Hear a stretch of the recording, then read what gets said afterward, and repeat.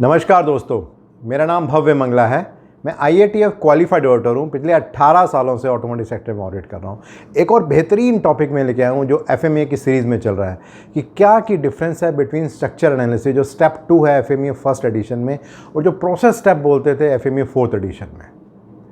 तो सबसे पहले ये जानना ज़रूरी है कि ये स्ट्रक्चर एनालिसिस है क्या।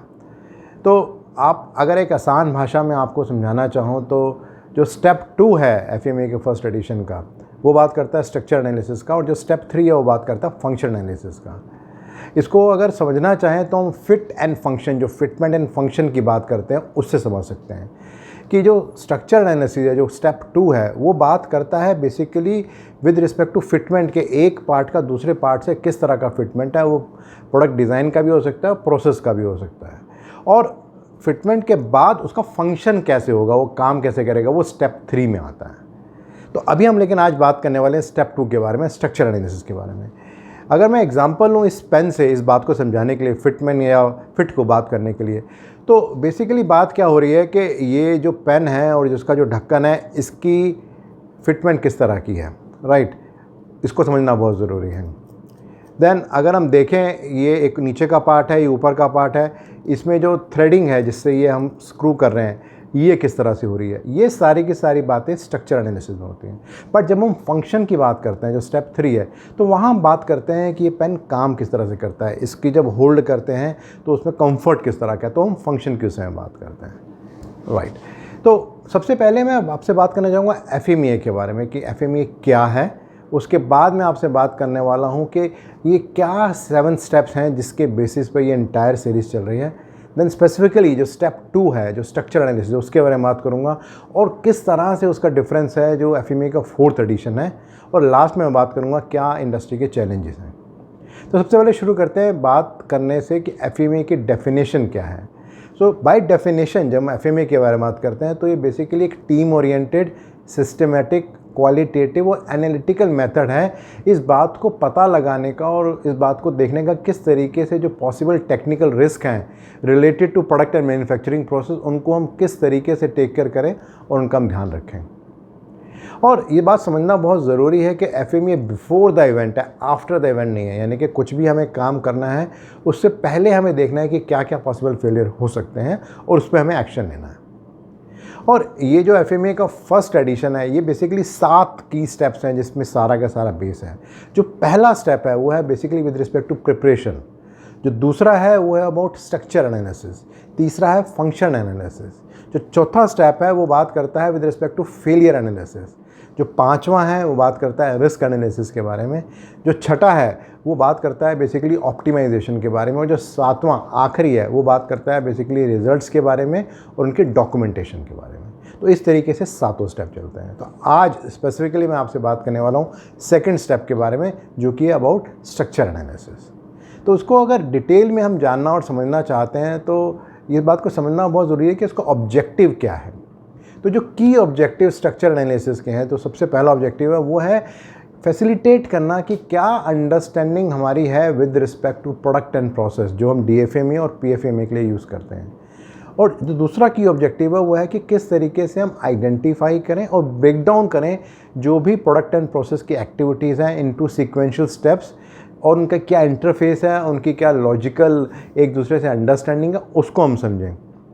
और एक बार ये क्लैरिटी हो जाती है तो एक बहुत इंपॉर्टेंट इनपुट रहता है जो फंक्शनल एनालिसिस है, जो स्टेप 3 है, उसके लिए एक इनपुट रहता है। और इस बात को समझना बहुत ज़रूरी है कि स्ट्रक्चर एनालिसिस तभी कंप्लीट हो सकता है जब हमारे पास एक बहुत ही अच्छी अंडरस्टैंडिंग और कम्युनिकेशन चैनल हो between organisation, supplier and the customer, क्योंकि वहाँ से जब तक वो सारे कंप्लीट इनपुट्स नहीं मिलेंगे तब तक ये स्ट्रक्चर एनालिसिस कभी भी कंप्लीट नहीं हो सकता। और इस बात को समझना बहुत ज़रूरी है कि स्ट्रक्चर एनालिसिस में जो भी कुछ करना है वो हम ऑलरेडी जो स्टेप 1 है जहाँ पे हमने वो बाउंड्रीज डिफाइन कर रखी हैं उसके बेसिस पे करना है, और वो डिसाइड करता है कि हमें किस तरह से स्ट्रक्चर एनालिसिस करना है। और जो चौथी सबसे इम्पॉर्टेंट बात है वो है कि प्राइमरीली अगर आप देखेंगे इसको समझने के लिए, अंडरस्टैंड करने के लिए इसको 3 कॉलम में एक्सपेंड किया जाता है। जैसे कि अगर आप एक पिक्चर में से देख रहे होंगे, जो सेंटर में जो मेन चीज़ रहती है वो रहता है प्रोसेस स्टेप या फोकस एलिमेंट,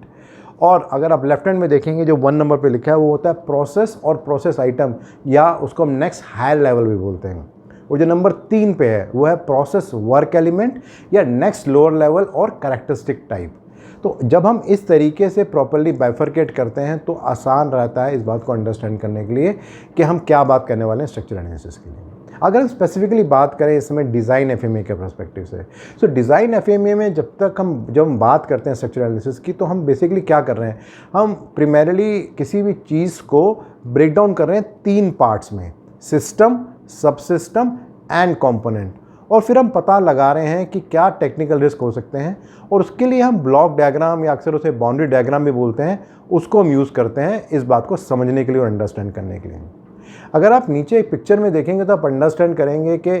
क्या डिफरेंस था एफएमए 4th एडिशन में और अब एफएमए के 1st एडिशन में। तो अगर आप एफएमए का 4th एडिशन देखेंगे तो वहाँ पर सिर्फ आइटम करके एक वर्ड था, बस उतना ही, और उससे हमें समझना था और अंडरस्टैंड करना था। बट यहाँ पर बेटर अंडरस्टैंडिंग के लिए जो एफएमए का 1st एडिशन है एआईजी का और वीडीए का, यहाँ पर उन्होंने उसको 3 पार्ट में डिवाइड कर दिया, next higher level, focus element और नेक्स्ट लोअर लेवल। अगर इसी को एक एग्जाम्पल से अगर हम देखें, समझना चाहें, तो एग्जाम्पल है बेसिकली एक बाइसाइकिल का, जहाँ पे सेंटर में जो फोकस एलिमेंट है जिसको हम सब सिस्टम में बोलते हैं, वहाँ हम बात करें ड्राइव की, जो कि साइकिल को चला सकता है। अगर हम लेफ्ट हैंड में देखते हैं नेक्स्ट हायर लेवल जो सिस्टम की बात करते हैं तो बाइसाइकिल की बात करते हैं, और जो 3 नंबर है जो नेक्स्ट लोअर लेवल है जिसमें हम कंपोनेंट की बात करते हैं तो हम पैडल की बात करते हैं। तो एक बार जब हमें क्लैरिटी हो जाती है कि हम बाइसाइकिल की बात कर रहे हैं, बाइसाइकिल में ड्राइव की बात कर रहे हैं, ड्राइव के पहले पैडल है, और इन तीनों के कॉम्बिनेशन से कुछ पॉसिबल फेलियर्स हो सकते हैं, जब वो क्लैरिटी हो जाती है तो बहुत आसान होता है उनको आइडेंटिफाई करना। इसी तरह से अगर हम प्रोसेस एफएमए की बात करें तो यहाँ पर हम जो डिवाइड करते हैं उनको 3 पार्ट में डिवाइड करते हैं, और उनके नाम है process items, process steps and process work element. और यहाँ पे हम प्रोसेस फ्लो चार्ट और जो स्ट्रक्चर ट्री है इन दोनों को यूज़ करते हैं और उसके बेसिस पे हम पता लगाते हैं। अगर आप पिक्चर देखेंगे तो आप देखेंगे कि अगर हम बात कर रहे थे एफएमए 4th एडिशन के पर्सपेक्टिव से, तो वहाँ पर वो सिर्फ एक ही वर्ड लिखा था, प्रोसेस स्टेप, और वहीं से हमें अंडरस्टैंड करना था सारी बातों को। बट जब हम इस एडिशन की बात करते हैं जो लेटेस्ट एडिशन है, तो यहाँ पे उसको 3 पार्ट में डिवाइड किया, प्रोसेस आइटम, प्रोसेस स्टेप और process work element.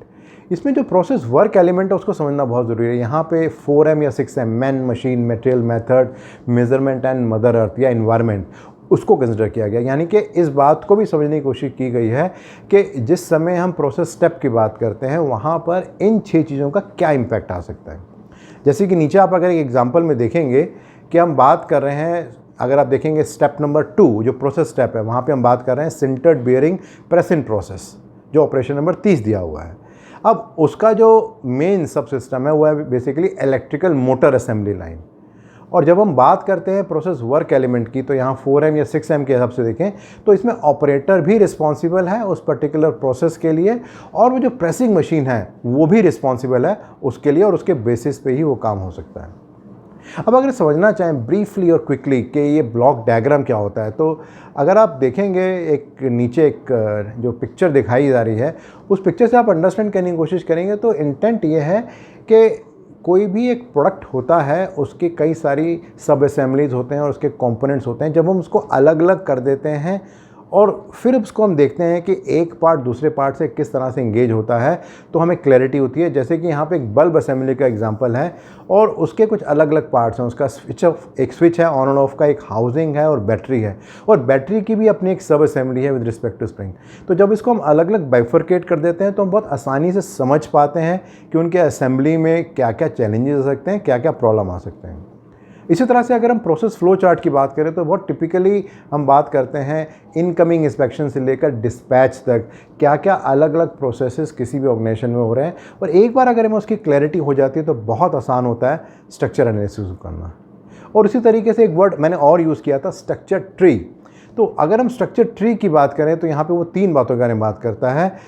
Process items, process steps and process work element. और इसमें जो प्रोसेस वर्क एलिमेंट है उसको समझना बहुत ज़रूरी है, जो 4M या 6M के हिसाब से होता है, वो अगर हमें अंडरस्टैंड हो जाए तो चीज़ आसान हो जाएगी। तो अगर आप पिक्चर के हिसाब से देखेंगे तो प्राइमरली जब हम प्रोडक्ट या प्रोसेस की बात कर रहे हैं तो हम बात कर रहे हैं इलेक्ट्रिकल मोटर असेंबली लाइन के बारे में। और फिर जब हम बात करते हैं प्रोसेस स्टेप या स्टेशंस के बारे में, तो वहाँ बहुत सारे अलग अलग स्टेप हो सकते हैं जो किसी भी ऑर्गेनाइजेशन में असेंबली के लिए हो सकते हैं, और उसको करते हुए कौन कौन से 6M इम्पैक्ट कर सकते हैं, और वो किसी भी एक प्रोसेस में एक से ज़्यादा M भी इम्पैक्ट कर सकता है। उसको एक बार अगर हम आइडेंटिफाई कर लेते हैं तो बहुत आसान होता है इस चीज़ को करना। और इस बात को समझना बहुत आसान है कि अगर एक बार हमने क्लियरली इन चीज़ों को आइडेंटिफाई कर लिया तो कुछ भी आगे मिस नहीं होगा फंक्शनल एनालिसिस में। बट अगर इस स्टेज में कुछ भी मिस हुआ तो आगे भी जाके वो सब मिस होगा। अगर मैं समरी करना चाहूँ एक आसान भाषा में with respect to design FMEA and process FMEA with respect to structure analysis, तो जब हम डिज़ाइन FMEA के बारे में मैंने आपसे बात की थी, तो मैंने आपसे बात की थी ब्लॉक डायग्राम के बारे में, बाउंड्री डायग्राम के बारे में, और यहाँ पे मैंने बात की थी आपसे next higher level focus element और नेक्स्ट लोअर लेवल के बारे में। जब मैंने आपसे बात की थी प्रोसेस FMEA के बारे में, तो यहाँ मैंने आपसे बात की थी प्रोसेस फ्लो चार्ट और स्ट्रक्चर ट्री के बारे में, और यहाँ जो टर्मिनोलॉजी यूज़ हो रही थी वो थी process item, process steps and process work element. अब लास्ट में मैं बात करता हूँ क्या इंडस्ट्री के चैलेंजेस हैं विद रिस्पेक्ट टू स्टेप 2। तो जो सबसे पहला चैलेंज है वो तो यह है कि जो क्रॉस फंक्शनल टीम FMEA बनाती है और डिस्कस करती है उसको कितनी क्लैरिटी है अबाउट स्ट्रक्चर एनालिसिस और किस तरीके से वो डिफरेंट है फंक्शन एनालिसिस से। और दूसरा इंपॉर्टेंट बात कि जब भी हम FMEA बना रहे हैं, कितनी बार ऐसा होता है कि एक्चुअली DFMEA के लिए हम ब्लॉक डायग्राम और PFMEA के लिए हम प्रोसेस फ्लो चार्ट और स्ट्रक्चर ट्री बनाते हैं, और अगर हम ये नहीं बना रहे हैं तो कैसे हम आइडेंटिफाई करते हैं उन सारे पॉसिबल फेलियर्स के बारे में जो कि हो सकते हैं। इसके बारे में सोचना बहुत ज़रूरी है। मेरा जो अगला वीडियो रहेगा वो इसी सीरीज़ में आगे रहेगा, वो स्टेप 3 के बारे में, फंक्शन एनालिसिस के बारे में, और हम अंडरस्टैंड करने की कोशिश करेंगे कि क्या डिफरेंस है FMEA फर्स्ट एडिशन में, जहाँ पे स्टेप 3 में फंक्शन एनालिसिस के बारे में की बात की गई है, और FMEA के फोर्थ एडिशन में कि उसमें किस तरह का डिफरेंस अब और पहले में रहा है। रेगुलरली आपके बहुत सारे फीडबैक्स आ रहे हैं और हेल्प कर रहे हैं मुझे अंडरस्टैंड करने के लिए आपकी एक्सपेक्टेशंस क्या है। सो प्लीज़ उसको आप कंटिन्यू कीजिए। और अगर इस पर्टिकुलर वीडियो को आप और डिटेल में जानना और समझना चाहते हैं तो नीचे आप देखेंगे एक ब्लॉग है, उसको आप क्लिक करेंगे तो एक आपको ब्लॉग मिलेगा, वहाँ पे और डिटेल में आपको जानकारी मिलेगी इस पर्टिकुलर वीडियो के बारे में। और अगर आपको लगता है कि इस तरह के वीडियोज़ और ब्लॉग यूज़फुल हैं तो आप अपने फ्रेंड्स का शेयर भी कर सकते हैं, और मेरे YouTube चैनल और मेरी वेबसाइट bhavyamangla.com को सब्सक्राइब भी कर सकते हैं। धन्यवाद।